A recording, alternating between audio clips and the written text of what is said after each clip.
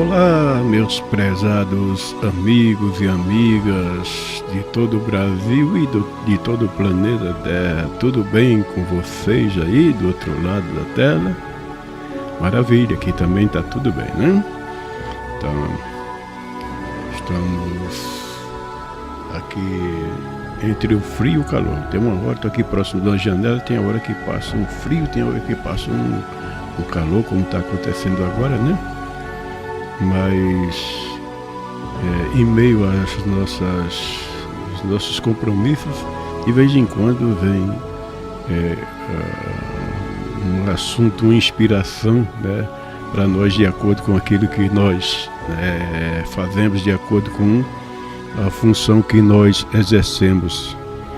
E hoje, agora há pouco, me veio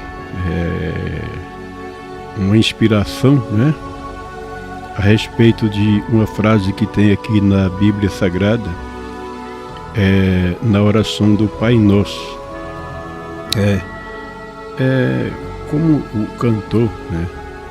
Como o escritor, ele sempre tem que andar com um caderno na mão, ou com um caderno, com a caneta, ou com a cadernetazinha, para quando vem a inspiração ele ir lá escrever, senão ele acaba esquecendo. Então isso prova que é um dom que nós temos, de receber a mensagem, de imediatamente tocar lá para frente, que senão a gente acaba esquecendo, né?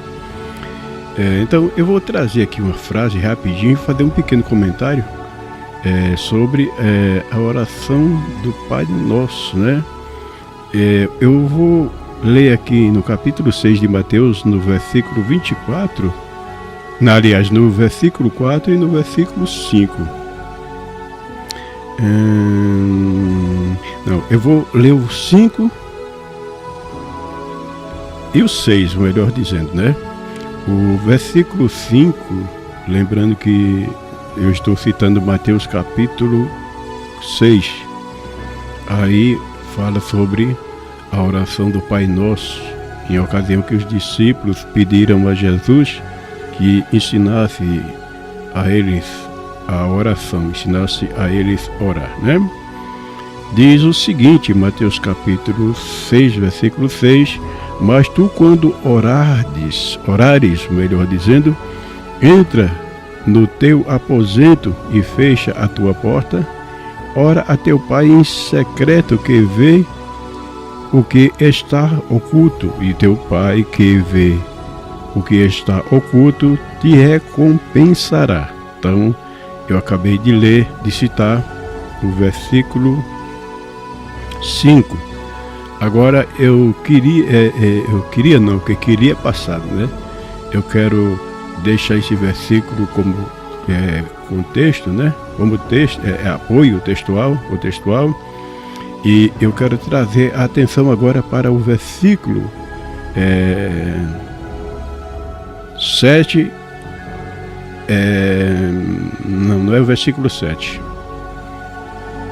Vou trazer a atenção agora para o versículo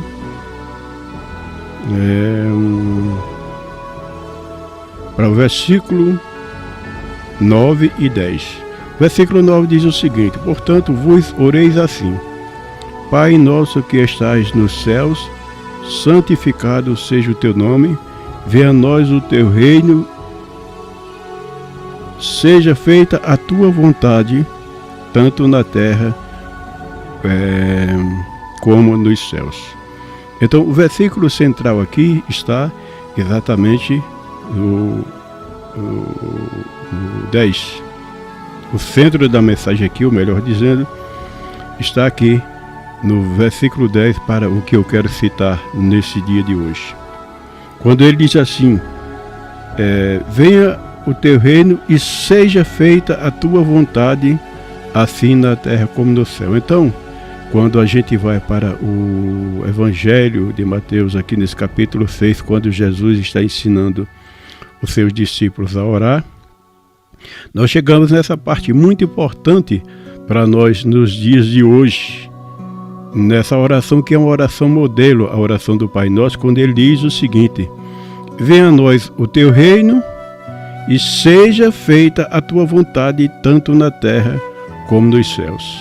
Então eu quero chamar a atenção para esta frase que diz: seja feita a tua vontade, assim na terra como nos céus, para que a gente possa compreender claramente que muitas vezes nós temos as nossas próprias vontades, seja ela qualquer que seja, mas nem sempre as nossas vontades elas estão aliadas com a vontade de Deus.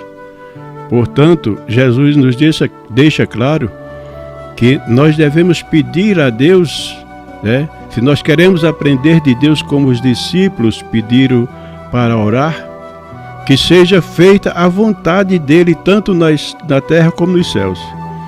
Então, ninguém pode fazer absolutamente alguma coisa que seja para saciar os seus desejos, para usufruir pela sua própria vontade, pelo seu egoísmo, para se livrar de alguma coisa ou para que alguma coisa o beneficie de uma forma qualquer que seja.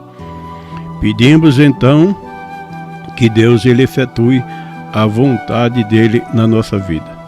Então, qual é a vontade de Deus para a minha vida? Qual é a vontade de Deus para o que é melhor, ou melhor dizendo, para nós, independente de qual seja a nossa vontade. Talvez a minha vontade seja que as coisas sejam de uma forma, aconteça da maneira que eu estou supondo que seria melhor, mas Deus sabe o que é melhor para nós. Vamos continuar aqui, porque ainda tem um ponto a considerar quando ele diz assim. Eu estava no versículo quanto? Eu voltei para 5, né? O vento levou a página.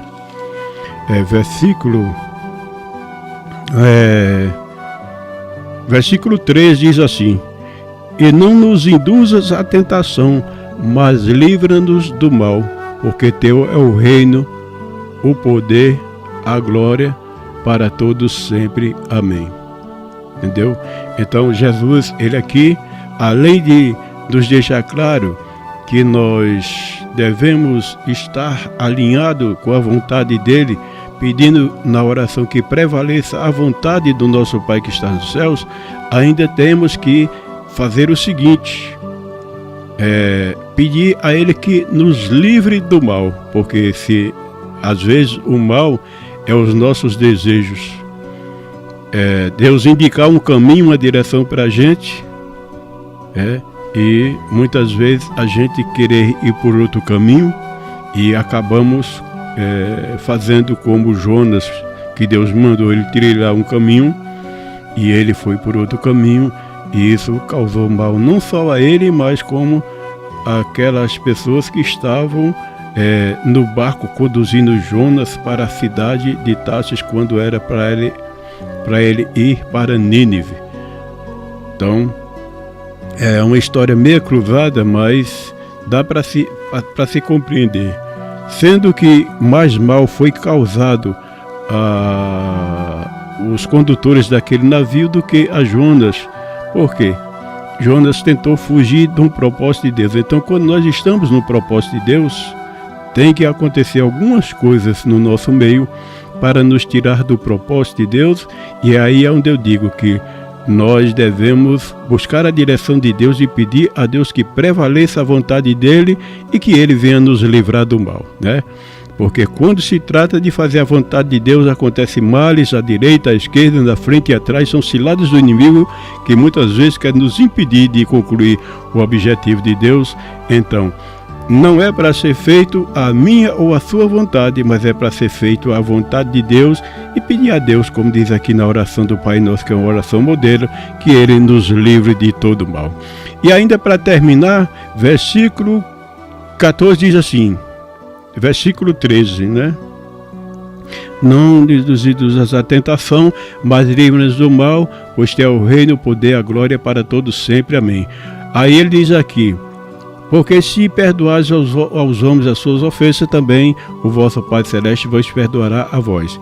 Se, porém, não perdoardes aos homens as suas ofensas, também o vosso Pai do céu não vos perdoará. Então, ficou subentendido, quem sabe, ou vai ficar subentendido para você que acessar esse documentário, mas leia o modelo da oração do Pai Nosso, ou então espere que na forma de como as coisas foram acontecendo, cada frase dessa que foi permitido que ela fosse desconexa, aparentemente, ela vai lhe trazer uma mensagem que você vai compreender e vai discernir quando for o tempo necessário. Mas a mensagem central é: seja feita a vontade de Deus e não a nossa vontade. Que Deus nos guie segundo a vontade dele, em direção à vontade dele, ao objetivo dele, e que se houver qualquer coisa que queira nos atrapalhar, que Deus nos livre do mal, nos livre da tentação, mas que tudo seja do jeito de Deus. É essa mensagem que eu deixo para todos que puderem assistir, né, este vídeo, assistir esse que eu chamo de um documentário, né? Então, tá esclarecido.